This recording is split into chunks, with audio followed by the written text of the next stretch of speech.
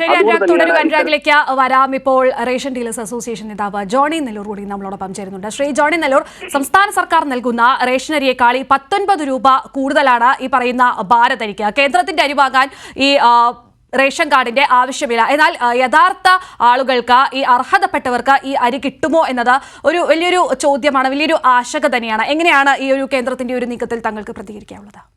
ഇത് വളരെ ഗൗരവമായി കാണേണ്ട ഒരു വിഷയമാണ്. അരി കൊടുക്കാനുള്ള തീരുമാനത്തെ ഞാൻ എതിർക്കുന്നില്ല. കാരണം കേരളത്തിൽ ഉൾപ്പെടെയുള്ള സംസ്ഥാനങ്ങളിൽ അരി ധാരാളം ആവശ്യമാണ്. അരിയുടെ വില ഓപ്പൺ മാർക്കറ്റിൽ കുതിച്ചുയർന്ന സന്ദർഭത്തിൽ അരിവില കുറെയെങ്കിലും നിയന്ത്രിച്ചു നിർത്താൻ അരിയുടെ ലഭ്യത ആവശ്യമാണ്. അപ്പൊ നമ്മെ സംബന്ധിച്ചുള്ള ഏറ്റവും വലിയ പ്രശ്നം, നേരത്തെ ഇവിടെ സൂചിപ്പിച്ചതുപോലെ 57% ആളുകൾ റേഷൻ സംവിധാനത്തിന് പുറത്താണ് കേരളത്തിൽ.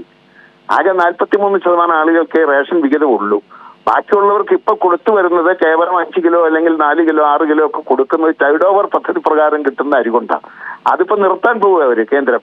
അത് നിർത്തുന്നു, അരിയുടെ വിഹിതം വല്ലാതെ വെട്ടിക്കുറയ്ക്കുന്നു. അപ്പൊ ചുരുക്കി പറഞ്ഞാൽ ഏതാനും മാസങ്ങൾ കേരളത്തിൽ റേഷൻ സംവിധാനം എന്നാൽ BPL അതോ അന്ത്യോദയ കാർഡുകൾക്ക് മാത്രമായി മാറുന്ന ഒരു സാഹചര്യം ഉണ്ടാവും.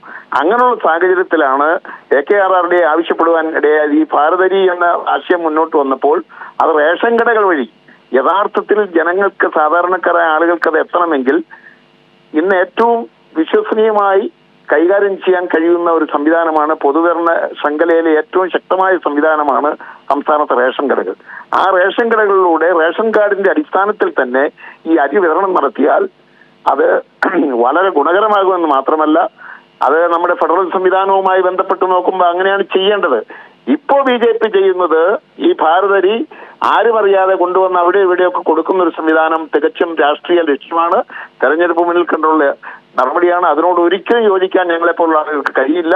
ഇപ്പോഴും ആവശ്യപ്പെടുന്നു, ഗവൺമെന്റുമായി, നമ്മുടെ സംസ്ഥാന ഗവൺമെന്റിനെ വിശ്വാസത്തിലെടുത്തുകൊണ്ട് സംസ്ഥാന ഗവൺമെന്റിന്റെ കൂടി നേതൃത്വത്തിൽ ഇത് റേഷൻ കടകളിലൂടെ വിതരണം ചെയ്യുവാനുള്ള സംവിധാനം കേന്ദ്ര ഗവൺമെന്റ് ഉണ്ടാക്കണം. ഒരു കാര്യം നാം ആലോചിക്കണം, കോവിഡ് കാലത്ത് പ്രധാനമന്ത്രി അരി കൊടുത്തു, 10 കിലോ അരി വീതം കൊടുത്തു.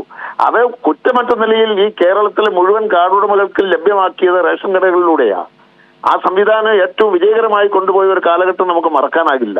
അതുകൊണ്ടാണ് ഞങ്ങൾ ആവശ്യപ്പെടുന്നത്, റേഷൻ വ്യാപാരികളെ സംബന്ധിച്ച് അവർക്കൊരു വരുമാനവുമാകും. അത് മാത്രമല്ല, ജനങ്ങൾക്ക് വളരെ വിശ്വസ്തയോടുകൂടി വന്ന് സാധനങ്ങൾ വാങ്ങുവാൻ കഴിയുമെന്നുള്ളത് നമ്മുടെ പൊതു മാർക്കറ്റിൽ അരിയുടെ വില വല്ലാതെ പിടിച്ചു നിർത്തുവാൻ കഴിയും, വിലക്കയറ്റം പിടിച്ചു നിർത്താൻ കഴിയും. ആ വിധത്തിൽ കേന്ദ്ര ഗവൺമെന്റ് സംസ്ഥാന ഗവൺമെന്റുമായി യോജിച്ച് ഈ അരി വിതരണം ചെയ്യുവാനുള്ള ഒരു ക്രമീകരണം ഉണ്ടാക്കണം എന്നാണ് എനിക്ക് ആവശ്യപ്പെടാനുള്ളത്.